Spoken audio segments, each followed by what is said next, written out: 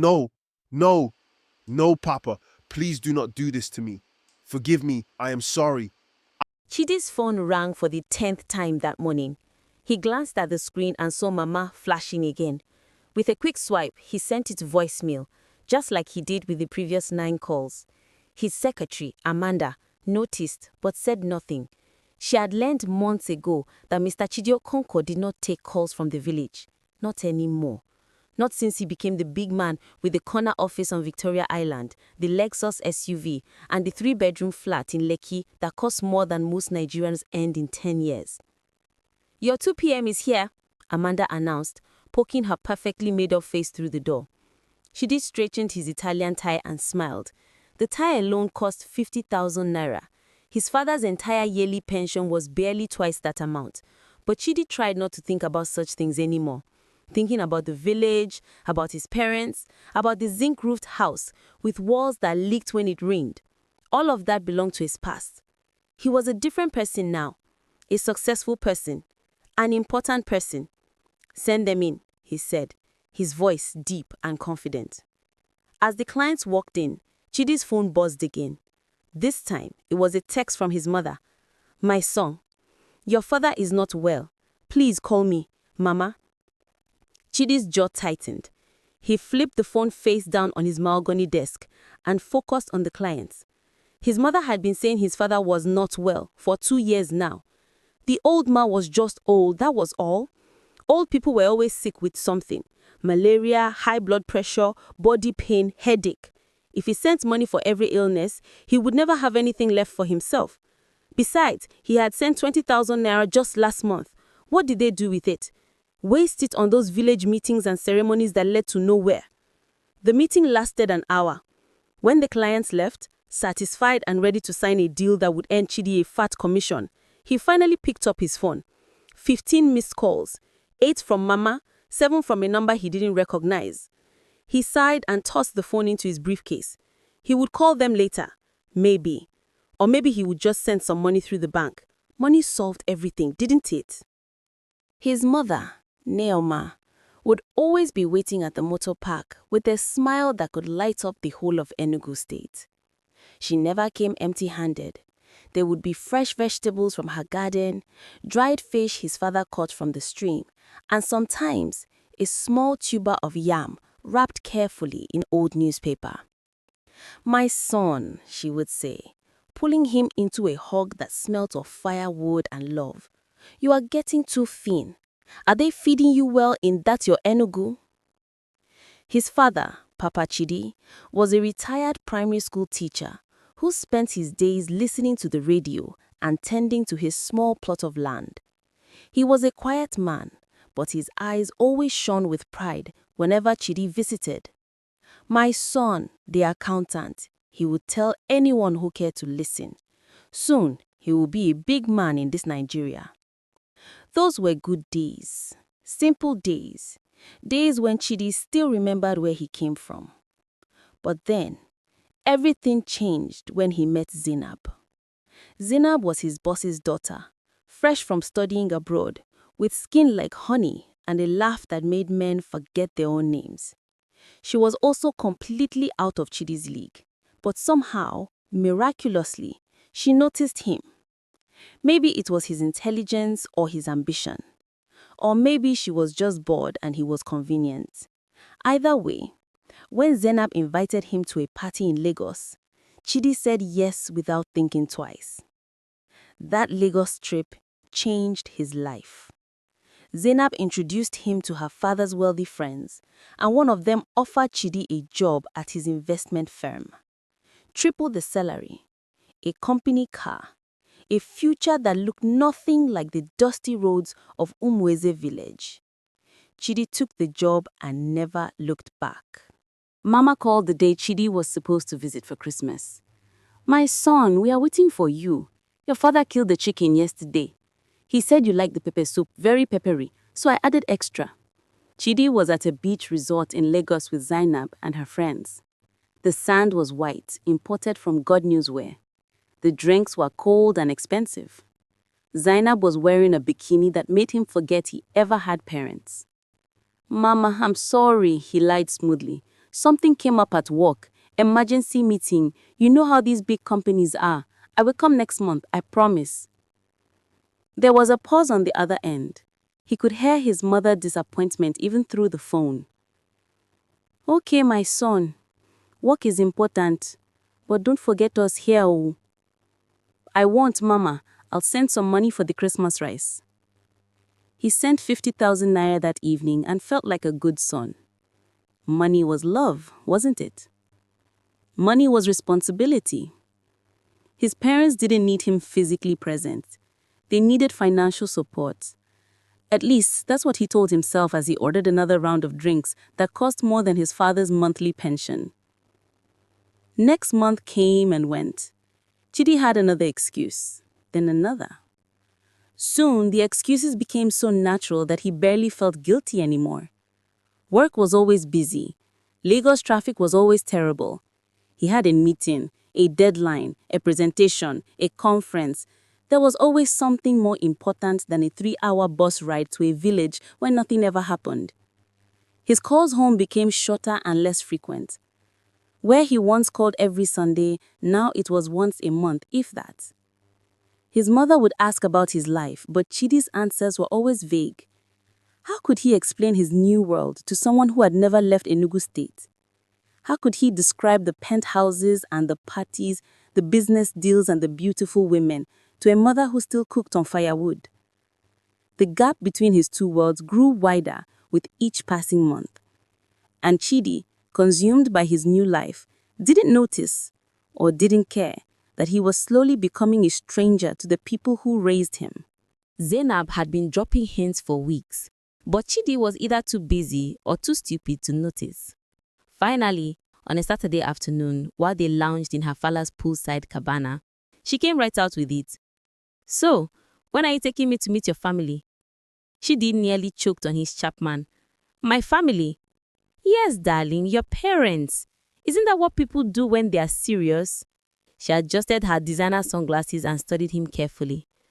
The thought of taking Zainab, with her silk bonnets and her pedicured feet and her complete inability to eat with her hands, to Umueze village made Chidi's stomach turn. He imagined her reaction to the pit latrine, the bucket baths, his mother's wrapper and headscarf, his father's threadbare singlet, and the way he scratched his belly while listening to the radio. My parents are... They are quite old-fashioned, he said carefully. Maybe we should wait a bit. Zainab perked up, and Chidi recognized the look on her face. It was the same look she got when a waiter brought her order wrong, or when someone cut her off in traffic. Are you ashamed of me or ashamed of them? Neither. It's just because my father wants to meet your people before we go any further with this relationship. That's how proper people do things, Chidi. Or are you not a proper person? There it was, the threat hidden inside the question. Chidi knew what going further meant. Marriage, real money, connections that could set him up for life. Zainab's father owned 3 companies and had friends in the Senate. One word from him could make or break Chidi's career. Of course I'll take you, he heard himself say. Soon, very soon. Zainab smiled and lay back down. Good, because Daddy is already asking questions. You know he likes to investigate everything. That night, Chidi couldn't sleep. He imagined Zainab's father sending someone to Umueze village, asking questions, taking pictures. He imagined Zainab seeing his childhood home, the cracked walls, the rusty roof, the chickens running around the compound. The shame burned in his chest like pepper soup. By morning, he had made a decision. He would take Zainab to the village, but first he needed to prepare the place. New paint, maybe fix the roof, buy his mother some decent clothes, transform everything just enough to make it presentable. It would cost money, a lot of money, but it was an investment in his future. He just needed a few more months. Papa Chidi sat under the Udala tree in his compound, listening to the afternoon news on his small radio. His friend, Maziokoro, had come to visit, bringing palm wine in a plastic keg. Your son has not come home in how long now? Maziokoro asked, pouring the palm wine into 2 cups. Papa Chidi's face tightened, but he kept his voice steady. Chidi is a busy man now. Big job in Lagos. You know these corporate jobs, they don't give people time to breathe. Maziokoro sipped his drink thoughtfully. My son works in Abuja, but he still comes home every 3 months. Even brought us a generator last Christmas. Chidi sends money, oh, Papa Chidi said quickly. Just last month, 20,000 naira. What he didn't say was that 20,000 naira lasted barely 2 weeks. Hospital bills for his diabetes medication, money for the village meeting, small repairs to the house, food. It all disappeared like water in desert sand. What he also didn't say was that he hadn't actually seen his son's face in over a year. Not even on video call, because Chidi always claimed his camera was broken or the network was poor. Maziokoro seemed to read his thoughts. Money is good though, but sometimes a father just wants to see his son, to know he is well, to hear him laugh. Papa Chidi nodded slowly, staring into his cup. He remembered when Chidi was a small boy, following him to the farm, asking endless questions about everything. Where do ants go when it rains? Why is the sky blue? Will I be a teacher like you, Papa? He will come, Papa Chidi said, more to himself than to his friend. My son is a good boy. He is just busy. But even as he said it, doubt crept into his heart. He had heard stories about children who went to the city and forgot their roots, children who became ashamed of their parents' poverty, who preferred the company of strangers to the love of family. He had always thought his Chidi was different. His Chidi had a good heart. But lately, Papa Chidi wasn't so sure anymore. The phone calls were rushed, uncomfortable, like talking to a stranger who was doing him a favor. And his wife, poor Neoma, cried sometimes at night when she thought he was sleeping. Another cup? Maziokoro offered. Yes, Papa Chidi said. Pour it full. Nama could not sleep again. This was the 3rd night in a row that she lay awake, listening to her husband's labored breathing and worrying about her son. The moon cast shadows through the window, and somewhere in the distance, a dog barked at nothing. She thought about Chidi constantly now, not just the successful man he had become, but the boy he used to be. The boy who would sit with her in the kitchen, stealing bits of dough while she made akara. The boy who ran to her with every small injury, believing her kiss could heal anything. The boy who promised, Mama, when I grow up and have money, I will build you a house with tiles and a ceiling fan. Where was that boy now? Her friend Mama Ngozi didn't help matters. Just yesterday at the market, she had bragged about her daughter who visited from Port Harcourt every month with gifts, bags of rice, cartons of Indomie, clothes from boutiques. My daughter remembers home, Mama Ngozi had said, loudly enough for everyone to hear. She knows where she came from. The words had stung like wasp bites. Nama turned to look at her husband in the darkness. Papa Chidi pretended everything was fine, but she knew him too well. She saw how his face fell every time someone asked about Chidi.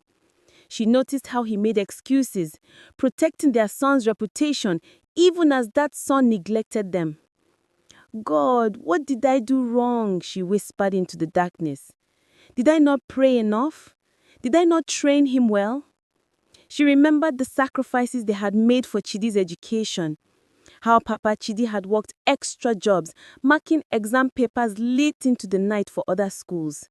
How she sold her wrapper, the one her own mother gave her, to pay for Chidi's university application fees.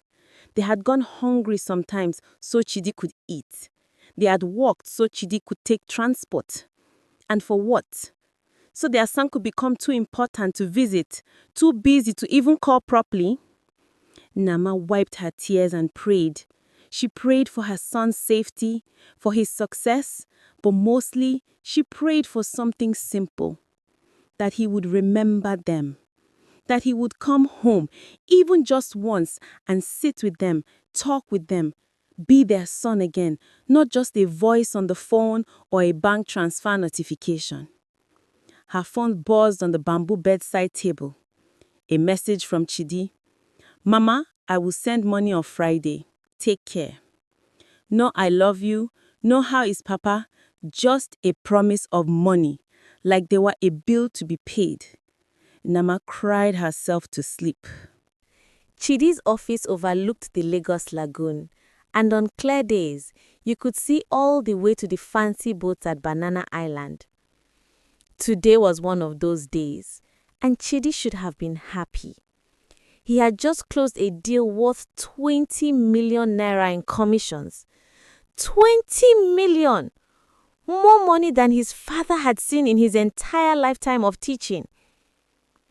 Congratulations, baby, Zainab squealed, throwing her arms around him. She smelled of expensive perfume and entitlement. Daddy will be so proud. This calls for celebration. La Chalet? Or should we fly to Dubai for the weekend? Dubai. The word hung in the air like a sweet but poisonous fruit. Chidi's mind calculated quickly. Flights, hotels, shopping, dinners, probably 3 million naira for a weekend of showing off. Meanwhile, his mother had called yesterday asking for money to fix the leaking roof. He had promised to send 50,000 but hadn't gotten around to it yet. I will send it. Mama, I have to go. Chidi, when will you come home? Your father asks about you every day. He misses... Soon, Mama. I promise. Soon. He ended the call before she could say more and went back inside where Zainab was showing him pictures of luxury hotels with private pools and gold-plated faucets. This one? She asked, her eyes shining with excitement. Chidi looked at the price. $4,000 a night. He looked at his phone where his mother's contact still glowed on the screen. Perfect, he said, swallowing the guilt. Book it. The call came at 2 a.m., dragging Chidi from dreams of success and swimming pools. Unknown number. He almost didn't answer, but something, maybe instinct, maybe God, made him pick up. Hello? Is this Chidi Okonkwo? A woman's voice, professional, tired. Yes, who is this? This is Nurse Patience from Bishop Shanahan Hospital in Enugu. I'm calling about your father, Mr. Okonkwo. He's been admitted. Chidi sat up, his heart suddenly pounding. What happened? He collapsed at home this evening. Your mother brought him in. His blood sugar was dangerously high. He's stable now, but the doctor needs to speak with you about his treatment. Can you come? Beside him, Zainab stirred. Who is it? She mumbled sleepily. Chidi ignored her. I'll send money for the treatment. How much do you need? Sir, it's not just about money. Your father is asking for you. Your mother is here too. She's very distressed. She keeps saying she called you many times. I'll send the money first thing in the morning, Chidi interrupted. Whatever he needs, just take care of him. There was a pause. Mr. Okonkwo, your father needs you, not just your money. Sometimes family presence is the best medicine. The nurse's words stung, but Chidi pushed the feeling your way. I will see what I can do. Thank you for calling. He hung up and sat in the darkness, staring at his phone. Zainab had fallen back asleep, her silk bonnet slightly askew. On the nightstand was a folder with their Dubai itinerary. They were supposed to leave tomorrow. No, today, in 15 hours. Chidi's mind raced. If he cancelled Dubai, Zainab would be furious. Her father would hear about it. There would be questions, maybe suspicions. But his father was in the hospital. His mother was there alone, probably scared, definitely tired. He could hear his mother's voice from their last conversation. When will you come home? Your father misses you. Chidi closed his eyes and made a decision he would regret for the rest of his life. He opened his banking app and transferred 200,000 naira to his mother's account. Then he sent her a message. Money sent. Tell Papa to get well soon. Use the money for all the tests and treatment. I will call tomorrow. Then he turned off his phone, lay back down, and tried to convince himself that money was enough. By sunrise, he had almost succeeded. The Dubai Mall was massive.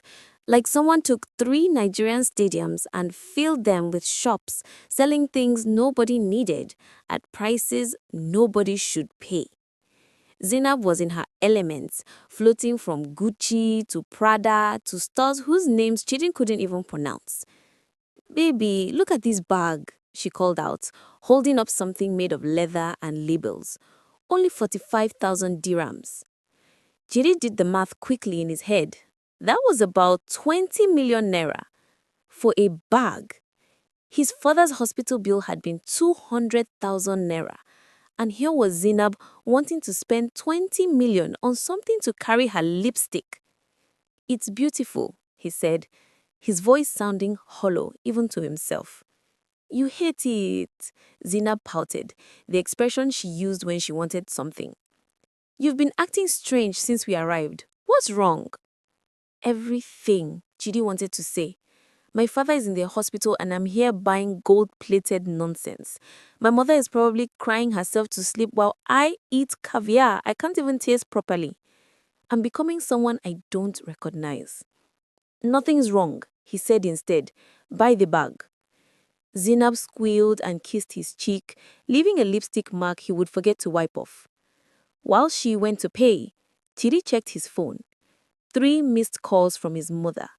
2 from a number he didn't recognize. He had promised himself he would call back after shopping, but something cold had settled in his stomach.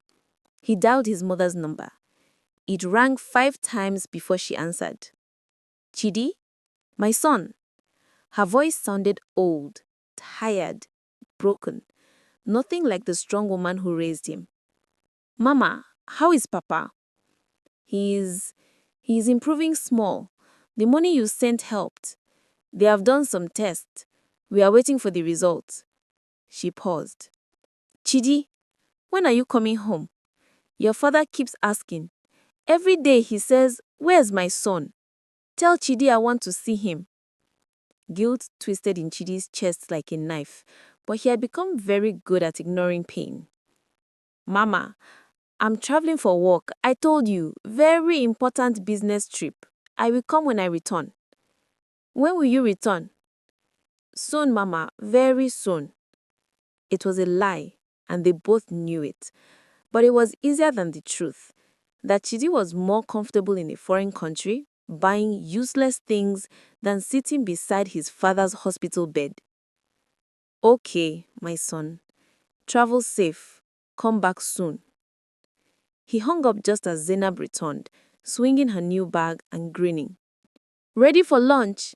I'm thinking that restaurant at the top of Burj Khalifa." "Sure," Chidi said, pocketing his phone and his conscience. The email came on a Wednesday morning, marked urgent with a red flag. Chidi almost deleted it, thinking it was spam, but the sender name caught his eye. Dr. Nwosu, Bishop Shanahan Hospital. "Dear Mr. Okonkwo, I am writing regarding your father's condition. While his blood sugar has been stabilized, recent tests reveal concerning complications. His kidney function is declining, and there are signs of advanced diabetic neuropathy. We strongly recommend he be transferred to a facility with better dialysis equipment, preferably in Lagos where you are based, for more comprehensive treatment and monitoring. Additionally, I must emphasize that your father's mental state is affected by your absence. He speaks of you constantly and seems to have lost motivation for treatment. In my 30 years of practice, I have seen how family presence impacts patient recovery. I urge you to visit at your earliest convenience. Some things cannot be fixed with money alone. Dr. Chike Nwosu." Chidi read the email 3 times. Each time, a different sentence jumped out at him. Kidney function declining. Lost motivation for treatment. Some things cannot be fixed with money alone. He stared at his computer screen, the words blurring. In the reflection, he could see himself, expensive suit, designer watch, hair perfectly styled. He looked successful. He looked important. He looked like a stranger. His desk phone rang. It was his boss, Mr. Adeyemi. Chidi, good news. The Abraham deal is closing next week. We need you to handle it personally. It's worth 15 million naira to the company. Your commission alone will be 5 million naira. 5 million naira. Life-changing money. Money his father had never seen. Money that could pay for the best hospitals, the best treatment, the best everything. There's one catch, Mr. Adeyemi continued. The client wants to close by Friday and is only in town till Saturday. Can you commit? Friday. 3 days away. Chidi's mind raced. He could visit his father after the deal. Money first, then family. That made sense, didn't it? With 5 million naira, he could move his father to the best hospital in Lagos, hire private nurses, get the best doctors. Money solved everything. But Dr. Nwosu's words echoed in his head. Some things cannot be fixed with money alone. Chidi, you there? Chidi opened his mouth to say yes. The word was right there, ready, but something stopped him. Maybe it was the memory of his father teaching him to ride a bicycle, or his mother singing while cooking, or the feeling that he was standing at the edge of a cliff, about to fall into a darkness he might never climb out of. I need to check something. Can I confirm by end of day? Sure, but don't take too long. This is big money, Chidi. Career-making money. Chidi hung up and stared at the doctor's email. Career-making money. His father's declining health. 5 million naira. Lost motivation for treatment. For the first time in months, Chidi felt like he couldn't breathe. Chidi sat in his car in the office parking lot, engine running, AC on full blast, going nowhere. His hands gripped the steering wheel like it was the only thing keeping him from floating away. He had been sitting there for 20 minutes, unable to decide whether to drive home to Lekki or to the airport to fly to Onugu. His phone buzzed. Zainab text. Dinner tonight? Daddy wants to discuss our introduction ceremony. He's thinking December. Introduction ceremony. Meeting of families. The thought made Chidi laugh, a bitter, ugly sound. What would Zainab's father think when he met Papa Chidi in his threadbare clothes in that house with the leaking roof? What would Zainab say when she saw where Chidi really came from? Another message, this time from his boss. Client confirmed for Friday. Need your answer now. Yes or no. 5 million naira or his father. Success or family. The future or the past. Chidi's phone rang. Mama. He stared at it, watching it vibrate in his hand, her name flashing on the screen. He could send the call to voicemail like he always did. He could send money and promises. He could keep running from the truth. But this time, he answered. Mama? Chidi? Her voice cracked. She had been crying. Chidi, please, I am begging you. Your father is not eating. He's refusing treatment. He keeps saying he wants to see you before he dies. Please, my son, please come home. Just once. Even if it's just for 1 day. Please. The sound of his mother begging broke something inside Chidi. He remembered her carrying him on her back to school when he was sick. He remembered her going hungry so he could eat. He remembered her selling her jewelry to pay his school fees. And here she was, begging him for 1 day, just 1 day. Mama, his voice broke. I'll come. You will? Hope bloomed in her voice like sunrise. When? Today, tomorrow, I don't know. Soon, I promise. You always say soon, Chidi. This time, I mean it, Mama. There was silence on the other end. He could hear her breathing, deciding whether to believe him. Okay, my son, I will tell your father. It will make him happy. Please don't disappoint us again. After she hung up, Chidi sat in his car and cried. Not the gentle tears of sadness, but the ugly choking sobs of shame. He cried for the son he used to be and the man he had become. He cried for his father waiting in a hospital bed and his mother begging for crumbs of his time. He cried because he had let money and status and a woman who didn't really love him become more important than the people who gave him life. When he finally stopped crying, He did something he should have done months ago. He typed a message to his boss. I can't make Friday. Family emergency. Then he booked a flight to Enugu. The airport was chaotic as always. Lagos at its finest. People rushing, babies crying, traders trying to sneak extra luggage through, airport staff shouting conflicting instructions. Chidi sat in the departure lounge, his leather travel bag at his feet, watching everything and feeling nothing. His phone had been buzzing non-stop. Zainab had called 7 times, sent 15 messages, each one more hysterical than the last. What do you mean you are traveling? We have dinner plans. Daddy would think you are not serious. Chidi, call me now. His boss had been more professional, but equally upset. We need to talk about this when you return. This kind of unprofessionalism is not what we tolerate here. Chidi had stopped reading the messages. For the first time in years, other people's opinions didn't matter.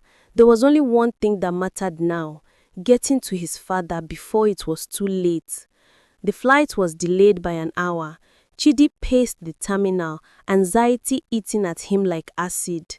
What if his father took a turn for the worse while he was stuck here? What if he arrived too late? What if the last conversation they had was that rushed phone call months ago when Chidi had barely listened? Finally, they boarded. Chidi sat by the window watching Lagos disappear below him. The traffic, the buildings, the lagoon where expensive boats played while others struggled to eat. From up here, it all looked small, insignificant. The 55-minute flight felt like 5 hours. The man next to him tried to make conversation, something about business opportunities in Enugu, but Chidi pretended to sleep. He didn't have energy for small talk. All his energy was focused on one thing: getting to his father. When they landed in Enugu, Chidi didn't wait for luggage. He only had a carry-on anyway. He rushed outside and jumped in a taxi. Bishop Shanahan Hospital, fast. The driver glanced at him in the mirror. Sir, traffic is bad now. It will take time. I'll pay double. Just go. The taxi wound through Enugu streets, past Coal Camp, past Holy Ghost, through traffic that moved like molasses. Every red light felt like torture. Every pothole felt personal. Chidi wanted to jump out and run. His phone rang. Mama, I'm almost there, Mama, he said before she could speak. Chidi, her voice was strange. Wrong. Where are you? In a taxi, 10 minutes away. How is Papa? The pause lasted too long. Mama, just come quickly, my son. Come quick. The line went dead. Chidi's blood ran cold. Driver, please, faster. I'm begging you. The hospital corridor smelled of disinfectant and despair. Chidi ran through it, his expensive shoes squeaking on the worn linoleum, his heart pounding like war drums. He found the ward number the nurse had given him over the phone. Ward 7, bed 4. His mother was outside the ward, sitting on a wooden bench, her wrapper crumpled, her headscarf askew. When she saw him, she stood up slowly, like her bones were made of glass that might shatter. Mama, I'm here. Where's Papa? How is he? Nelma looked at her son, her only child, her pride, her heartbreak, and tears rolled down her face. He was waiting for you, she whispered. He kept asking, is Chidi coming? Did he say when? Even when the doctors said he should rest, he kept his eyes on the door. Chidi's legs felt weak. Mama, where is he? Let me see him. She took his hand, her palm rough from years of work, his soft from years of office air conditioning. She led him into the ward. 4 beds. 3 had patients watching television or sleeping. The 4th bed, near the window where sunlight fell like judgment, had a sheet pulled over it, all the way over the face. No. The word came out of Chidi like a prayer. No, no, no! He walked to the bed on legs that didn't feel like his. His hands shook as he pulled back the sheet. His father's face was peaceful, finally at rest, but the peace felt like an accusation. When? Chidi couldn't get more words out. 2 hours ago. His mother's voice was flat, empty. He woke up this morning and said, "Today my son is coming. I feel it." He was happy, Chidi. For the first time in days, he was happy. He told the nurses, "My son is coming. He's a big man in Lagos, but he is coming to see me." Chidi sank into the chair beside the bed, still holding his father's hand. It was cold. He had missed it by 2 hours. 2 hours. If he had taken an earlier flight, if he had decided yesterday, if he hadn't wasted months ignoring his parents, if. He waited as long as he could. Mama continued, her voice breaking. But at noon he said he was tired. He said, "Tell Chidi I tried to wait. Tell him I'm proud of him. Tell him I love him." Then he closed his eyes and she couldn't finish. She didn't need to. Chidi laid his head on his father's chest, the chest that would never rise and fall again, and wept. He wept for the visits he never made, the calls he didn't answer, the time he wasted on things that didn't matter, while his father counted days waiting for his son who came too late. A nurse entered quietly. "I'm sorry for your loss. Your father was a good man. He talked about you constantly, told everyone about his son, the big man in Lagos." She paused. "He never stopped believing you would come." The words were meant to comfort him, but they cut like knives. His father had believed in him until the very end, had faith in him even when he showed him every reason not to. Chidi looked at his mother, really looked at her. Her hair had aged 10 years in the months since he last saw her. Her hair was completely grey now. Her shoulders stooped. Her eyes held a pain that money could never heal. "Mama, I'm sorry. I'm so sorry." She nodded slowly. "Your father forgave you already. He always did.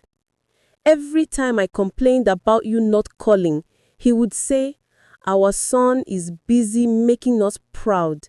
He will come when he can.' Even when he didn't come, he defended you." She wiped her tears. "I just hope you can forgive yourself." Chidi knew in that moment that he never would. Some mistakes were too big for forgiveness. Some absences left permanent scars. He had chosen Lagos over his father, chosen money over family, chosen shame over love. And now, his father was gone, taking with him any chance for Chidi to make things right. The village gathered at Papa Chidi's compound for the week. It seemed like all of Umuezi had come. Teachers he worked with, farmers he helped, children he taught, old friends and distant relatives. They filled the compound, spilling out onto the road, sharing stories about the man who was gone. "He once gave me money for my daughter's school fees," one man said. "When I tried to pay him back, he refused. He said, 'Education is not a loan.' He taught my son to read," a woman added. "Every evening after school, he would sit with him for free. My son is a lawyer now in Abuja." Story after story, each one a testament to Papa Chidi's life, each one a reminder of what Chidi had been too busy to witness. Chidi sat beside his father's body, which was laid out in the simple living room, and listened. He was wearing the expensive suit he had traveled in, now crumpled and stained with tears. He looked ridiculous among the villagers in their simple clothes, like a peacock at a gathering of chickens, but for once, he didn't care about appearances. Maziokora approached, his old friend who used to share palm wine under the Udala tree. Your father loved you very much. I know, Chidi whispered. He never blamed you for not visiting. He always said you were busy building a future. Maziokoro paused. But I will tell you the truth because that's what friends do. Your father died with a broken heart. The sickness killed his body, but loneliness killed his spirit. Money you sent, plenty. Yourself, you sent nothing. The words hit Chidi like a physical blow. But he deserved it. He deserved worse. His phone buzzed in his pocket. He pulled it out without thinking. Zainab, my father is asking questions. You need to come back to Lagos now and fix this. Chidi stared at the message, then at his father's body, then at his mother sitting in the corner, surrounded by sympathetic women. He thought about his life in Lagos, the parties, the deals, the pretending. Then he thought about his father, who had lived a simple life but touched so many people that they filled a compound to mourn him. Which life was worth more? Which man had truly succeeded? Chidi turned off his phone and put it away. For the next 3 days, until they buried his father, he would not be Chidi the Lagos big man. He would be Chidi, son of Neoma and the late Papa Chidi, home where he should have been all along. They buried Papa Chidi on Saturday morning, under the tree where he used to sit and listen to his radio. The hole in the ground looked too small to hold a man who had lived such a full life. The sun was hot, but Chidi barely felt it. He stood beside the grave, holding his mother's hand, watching as they lowered his father into the earth. The pastor spoke about eternal life and God's kingdom, but Chidi wasn't listening. He was remembering the last conversation he had with his father. Months ago, rushed, barely 5 minutes. His father had tried to tell him something about the farm, about planting season, but Chidi had cut him off. Papa, I'm in a meeting. Can we talk later? Later never came. When it was time to throw soil on the coffin, Chidi couldn't move. His mother had to push him gently forward. He picked up a handful of red earth, the same earth his father had farmed, had walked on, had loved. He threw it onto the coffin, and the sound it made was so final that his knees buckled. Strong hands caught him, Maziokoro and other village men, holding him up while he fell apart. After the burial, there was food. Jollof rice, fried rice, moi moi, chicken, goat's meat. The women had cooked for days, preparing enough to feed the hundreds who came to pay respects. Chidi sat under a canopy, plate untouched, watching villagers eat and talk and laugh. How could they laugh? His father was dead. The world should be silent. But life continued. That was the terrible truth. The world didn't stop for grief. You will eat something. His mother placed a fresh plate in front of him. Your father would not want you to starve. I'm not hungry, Mama. I said you will eat. Her voice was firm now, the voice she used when he was a child and tried to skip meals. You cannot bring him back by punishing yourself. Eat. So Chidi ate, though the food tasted like ash. Around him, people were sharing memories, some crying, some laughing. An old woman was telling a story about how Papa Chidi once stopped a fight between two families by sitting between them for 3 days until they talked. He was a peaceful man, she said, too peaceful sometimes. He let people walk over him, even his own son. She looked directly at Chidi, no shame in her eyes. But he never complained. He said love means accepting people as they are. The words hung in the air. Accepting people as they are. His father had accepted him even when he became someone unrecognizable, had loved him even when he didn't deserve it, had waited for him even when waiting killed him. Chidi excused himself and walked to the new grave. Someone had already placed flowers on it. He knelt in the dirt, expensive suit and all. Papa, I'm sorry. he whispered to the freshly turned earth. I'm so sorry. The wind rustled through the tree, and for a moment, Chidi could almost hear his father's voice. I know, my son. I know. On the third day after the burial, the family gathered for the reading of Papa Chidi's will. There wasn't much to read. A retired teacher's estate was small, but tradition demanded it. Chidi sat in the small living room that he hadn't visited in over a year, surrounded by relatives he barely recognized. The lawyer, Mr. Eze, was an old colleague of his father's. He wore glasses that had been repaired with tape and carried documents in a worn briefcase. Papa Chidi made this will 6 months ago, Mr. Eze began. He came to my office specifically to do it. He said he had a feeling. 6 months, around the time Chidi had stopped answering calls regularly, around the time he had started making excuses. Mr. Eze cleared his throat and began reading. I, Okonko Chukwuemeka, being of sound mind and body. The will was simple. The house went to Mama, the small plot of farmland went to Mama, the radio, the chairs, the pots, everything went to Mama. For Chidi, there was only one thing. To my son, Chidi, I leave my most valuable possession, not material wealth, for I have little of that. I leave him the memory of a father's love, and a lesson I pray he learns before it's too late. Mr. Eze pulled out an envelope. He left you this letter. Chidi took it with shaking hands. The envelope was yellow with age, his name written in his father's careful handwriting, the same handwriting that had graded thousands of students' papers over the years. Should I read it now? That's your choice, Mr. Eze said gently. Chidi looked at his mother. She nodded. Read it. He opened the envelope carefully, as if it might dissolve. Inside was a single sheet of paper. His father's words.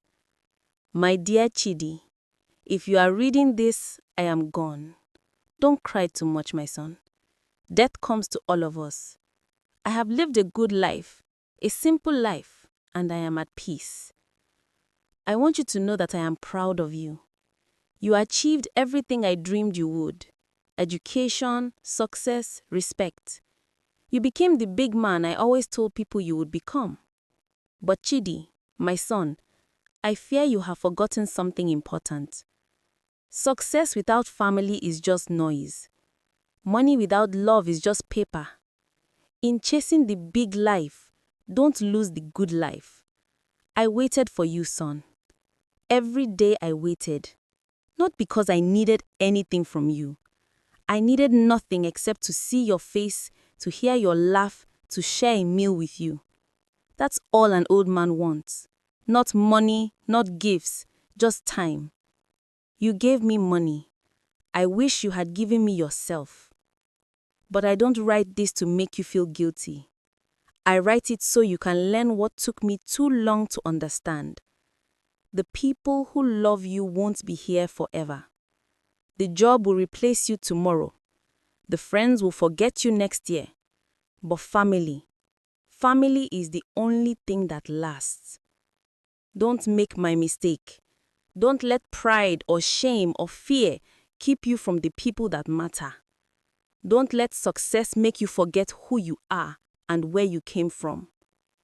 Take care of your mother. She sacrificed everything for you. She deserves your time, not just your money. And Chidi, my son, my pride, my joy, forgive yourself. I already have. Your father who loves you always, Papa. Chidi's tears fell on the paper, smudging the ink. Around him there was silence. Even the relatives who had come hoping for inheritance money were quiet. His mother stood and wrapped her arms around him. He wrote that letter the day after you missed Christmas, she whispered. He knew Chidi. He knew he was running out of time. But he still believed you would change. He believed in you until his last breath. Chidi clutched the letter and sobbed. The letter was worth more than all his bank accounts combined. These words from his father were the inheritance he didn't deserve but needed most. Chidi stayed in the village for a week. He slept in his old room, which his mother had kept exactly as he left it years ago. His school certificates on the wall, his old books on a shelf, even his secondary school uniform hanging in the warped wooden wardrobe. It felt like stepping into a museum of his own past. On the 8th day, his phone rang. He had finally turned it back on, and immediately it exploded with messages and missed calls. The one ringing now was Zainab. Hello? Hello? Her voice was sharp enough to cut glass. Hello? That's all you have to say? You disappeared for a week, ignored all my calls, embarrassed me in front of my father, and all you say is hello? Zainab, my father died, I told you. Yes, and I'm sorry about that, but you can't just abandon your life because of it. My father thinks you're not serious about me. He's talking about introducing me to Senator Badmos's son instead. Chidi sat on the edge of his old bed, looking at his father's letter, which he now carried everywhere. Maybe that's for the best. Silence. Then, what did you just say? Maybe you should meet the senator's son. Maybe we're not right for each other. Are you breaking up with me? Chidi, are you crazy? Do you know how many men want to be in your position? Do you know what my father can do for your career? Yes, Chidi thought. I know exactly what your father can do. He can make me richer, more successful, more of the person I hate, more of the son who abandoned his parents. I need time, Zainab. Time to figure things out. Time, she laughed, cold and sharp. Time is what poor people say when they can't make decisions. You have 24 hours to get back to Lagos and fix this, or we're done. And trust me, Chidi, when I'm done with you, your career in this city is finished too. She hung up. Chidi stared at his phone, at the expensive device he had bought to impress people who didn't really care about him. He thought about Zainab. Beautiful, sophisticated, connected, cruel. He had thought he loved her. But what he really loved was what she represented. Acceptance into a world he didn't belong to. His mother appeared in the doorway with a tray of food. That girlfriend of yours. How did you know? I'm your mother. I know everything. She set the tray down and sat beside him. She doesn't sound very kind. She's not, but she's beautiful and rich and she makes you ashamed of where you come from. His mother's voice was gentle but firm. Chidi, I never went to university.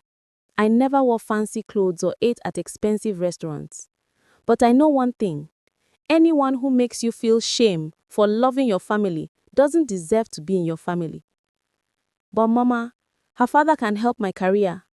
Without her, I might lose my job. And with her, you have already lost yourself. She took his hand. My son, your father and I didn't sacrifice so you could become rich. We sacrificed so you could become a good man. There's a difference. That night, Chidi lay awake thinking about his mother's words.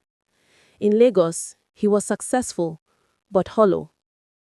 Here in Omueze, he was broken, but somehow more whole than he had been in years. By morning, he had made his decision. Chidi returned to Lagos 2 weeks later, not because Zainab demanded it, but because he had things to settle. He walked into his office building and immediately felt the change. People who used to greet him enthusiastically now nodded politely and hurried away. The secretary avoided his eyes. His boss called him in within an hour. Chidi, sit. Mr. Ademi didn't look angry, just disappointed. The Ibrahim deal fell through. We lost 50 million in potential revenue because you weren't here to close it. I've been fielding calls from unhappy board members all week. I understand, sir. My father died. And I'm sorry for your loss, truly. But business doesn't stop for personal matters. You made a choice, and choices have consequences. He slid an envelope across the desk. This is a month's severance pay. Clear your desk by end of day. Chidi took the envelope and felt nothing. No panic, no regret, just a strange sense of relief. I understand, sir. Thank you for the opportunity. As he packed his office, awards, certificates, the expensive desk items he'd collected, his phone rang. Zainab. I heard you got fired, she said without preamble. I also heard you told people I was unkind about your father's death. Is that true? I didn't tell anyone anything. Well, people are talking, and my father doesn't like bad publicity. So, we're done. Don't call me, don't text me, don't embarrass yourself by trying to contact me. You know, I really thought you had potential, but you're just a village boy pretending to be more. I hope your dead father's pride was worth your career. The insult should have hurt. A month ago, it would have destroyed him. But now, with his father's letter in his pocket and his mother's words in his heart, TD felt only pity for Zainab, for his former boss, for everyone who thought success was measured only in money and status. Goodbye, Zainab. I hope you find what you're looking for. He hung up before she could respond. By evening, TD's expensive apartment felt like a tomb. The leather furniture, the flat-screen TV, the view of the lagoon. It was all so empty. He had been living here for 3 years, but there was nothing personal.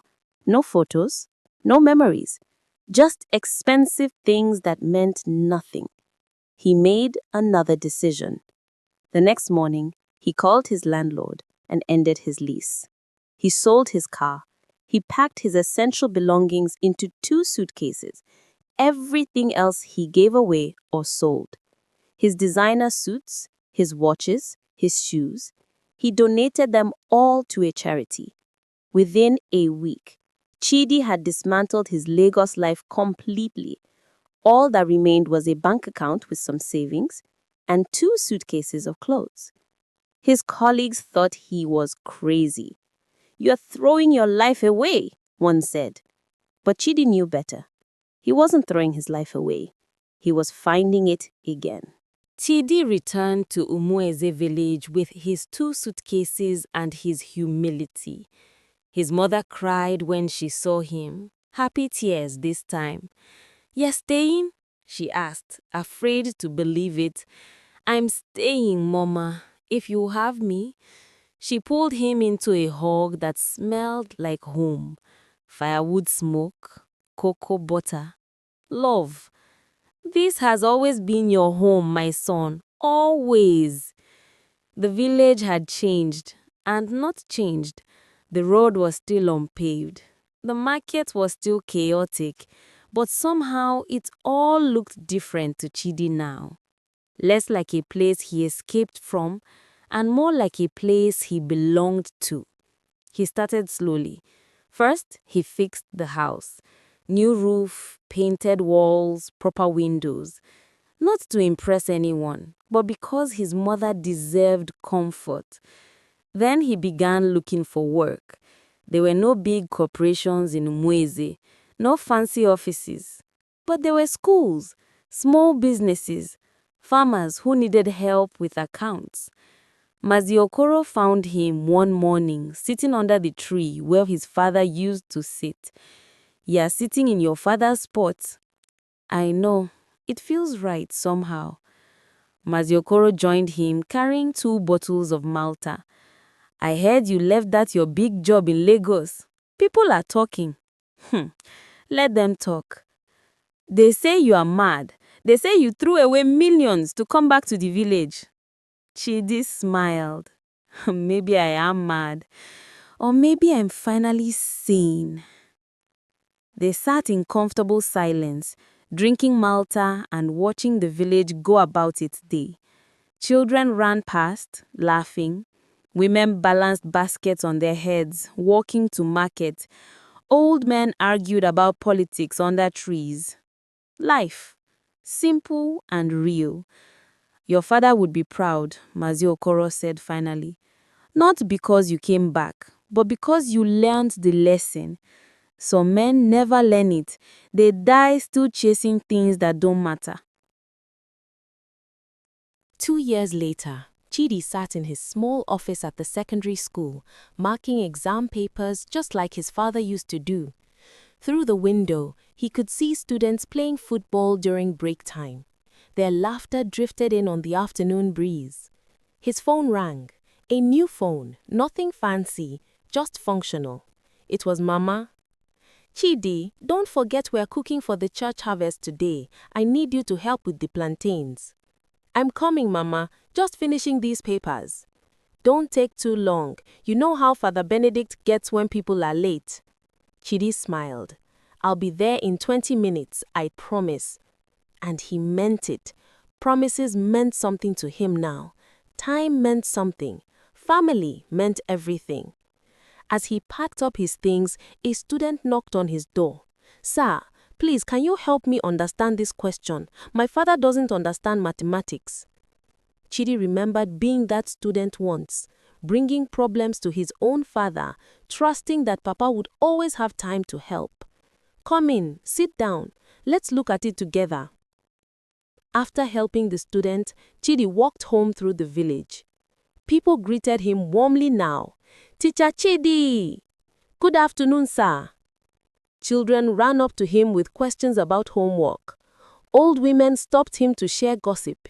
He was no longer the prodigal son or the big man from Lagos. He was just Chidi, neighbor, teacher, son. At home, his mother was indeed cooking plantains.